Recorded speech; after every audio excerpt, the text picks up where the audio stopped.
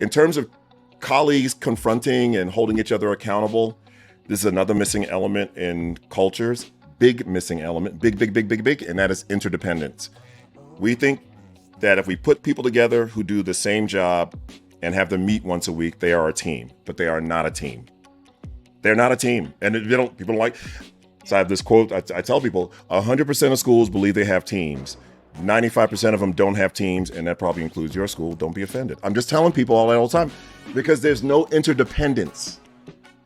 That's the thing. And the moral imperative is not interdependence.